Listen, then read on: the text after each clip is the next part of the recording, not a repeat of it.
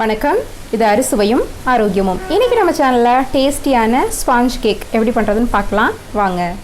Sponge cake பண்ணுறதுக்கு நான் 3 egg எடுத்திருக்கேன். அதில் மஞ்சள் கரு தனியாகவும் வெள்ளைக்கரு தனியாகவும் பிரித்து வச்சுருக்கேன். இந்த வெள்ளைக்கருவை வந்துட்டு நம்ம ஃபஸ்ட் நல்லா அடித்து எடுத்துக்கலாம். இந்த வெள்ளைக்கருவை வந்துட்டு ஒரு பீட்டர் வச்சு நல்லா பீட் பண்ணிக்கலாம். நல்லா ஃபோமியாக வர வரைக்கும் இதை பீட் பண்ணிக்கணும். இது வந்துட்டு ஒரு 5லேருந்து 10 நிமிஷம் ஆகும். நல்லா இந்த மாதிரி பீட் பண்ணிக்கோங்க. இது தனியாக பிரித்து எடுக்கும்போது மஞ்சள் கரு வெள்ளைக்கருவில் சேராமல் பார்த்துக்கோங்க. இப்போ இது லேசாக நம்ம கலக்க பார்த்திங்கன்னா இந்த ஃபோமியாக வருது. இன்னும் நல்லா நிற பொங்க நல்லா ஒயிட்டாக வர்ற வரைக்கும் நம்ம இதை நல்லா அடித்து எடுத்துக்கலாம். அப்போ தான் நமக்கு கேக் நல்லா சாஃப்டாக வரும். இப்போ ஒரு 10-15 நிமிஷத்துக்கு அப்புறம் பார்த்திங்கன்னா இந்த மாதிரி நல்லா ஃபோமியாக வந்துடுச்சு. பார்த்திங்கனாலே தெரியும், நல்லா க்ரீமியாக இருக்குது பாருங்கள். இந்த அளவுக்கு நல்லா இந்த வெள்ளைக்கருவை மட்டும் தனியாக அடித்து எடுத்துக்கணும். இப்போ இது ஒரு பக்கத்தில் வச்சுட்டு நம்ம மஞ்சள் கருவையும் இதே மாதிரி அடித்து எடுத்துக்கலாம். இப்போ இந்த மஞ்சள் கருவையும் நல்லா அடித்து எடுத்துக்கோங்க. இது நல்லா வந்துட்டு கலர் வந்துட்டு நல்லா லைட்டாக வர மாதிரி அடித்து எடுத்துக்கோங்க. இப்படி பீட் பண்ணிக்கிட்டே இருக்கும்போது நல்லா நுரையாக வந்து அப்படியே கலர்லாம் சேஞ்ச் ஆகிடும். அந்தளவுக்கு அடித்து எடுத்துக்கலாம். இப்போ இந்த முட்டை மஞ்சள் கருவையும் நல்லா அடிச்சிட்டேன். இப்போ கலர் பார்த்திங்கன்னா நல்லா சேஞ்ச் ஆகி வந்திருக்கும். இந்த டைமில் நம்ம ஒரு 1/4 கப் அளவு உருக்கின பட்டரை வந்துட்டு இதில் சேர்த்துக்கலாம். இப்படி சேர்த்து நல்லா அப்படியே கலந்துடுங்க.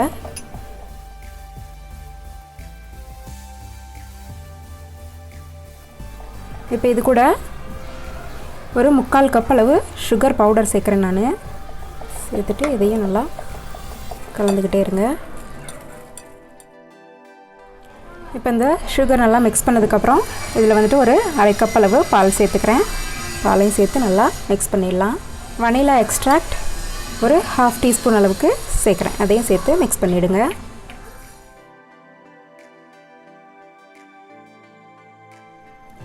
இது நல்லா கலந்ததுக்கப்புறம் இதில் சலிச்சு வச்சுருக்க மைதா மாவு 1 கப் அளவு சேர்க்குறேன்.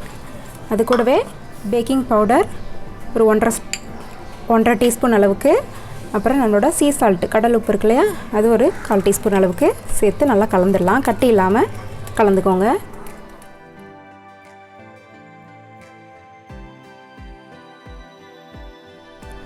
மைதா மாவு நல்லா மிக்ஸ் ஆனதுக்கப்புறம் நம்ம பீட் பண்ணி வச்சுருக்கோம் இல்லையா எக் ஒயிட்டு, அதையும் சேர்த்து இது கூட வந்துட்டு கலந்துக்கலாம்.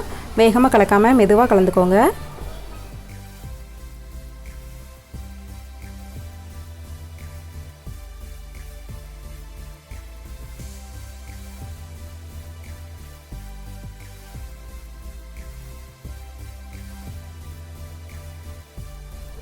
இப்போ இது நல்லா கலந்தாச்சு.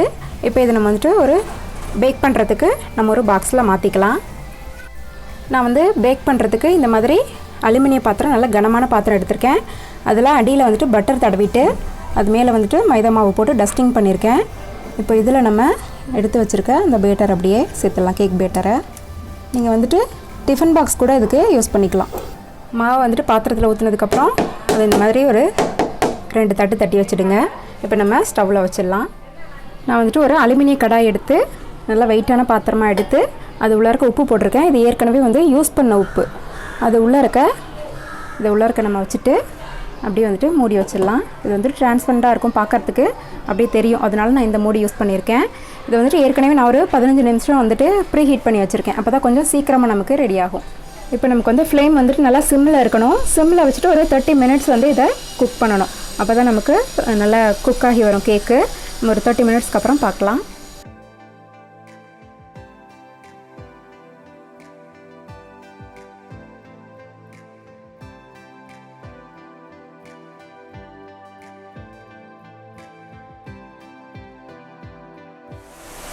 இப்போ ஒரு 25லேருந்து 30 மினிட்ஸ் ஆகிடுச்சு. நான் வந்துட்டு ஒரு டூத் பிக் வச்சு நல்லா குத்தி பார்க்குறேன். பாருங்கள், ஒட்டவே இல்லை, எதுவுமே ஒட்டவே இல்லை. இது நல்லா ரெடி ஆகிடுச்சு.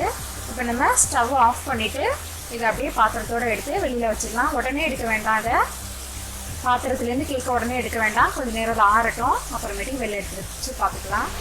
இப்போ இது ஓரளவுக்கு நல்லா ஆறிடுச்சு. ஒரு கத்தியை வச்சு இந்த கார்னர்லாம் நம்ம லேசாக அப்படி குத்தி விடலாம். அப்போ தான் நமக்கு எடுக்கிறதுக்கு கேக் வந்து ஈஸியாக வரும்.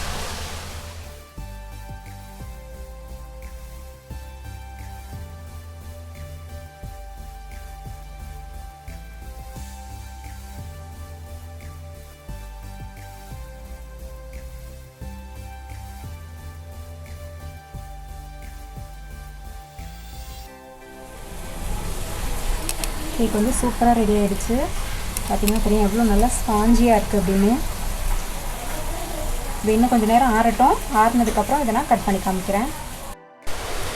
இப்போ கேக் நல்லா ஆறிடுச்சு. இப்போ இதை நம்ம கட் பண்ணிக்கலாம்.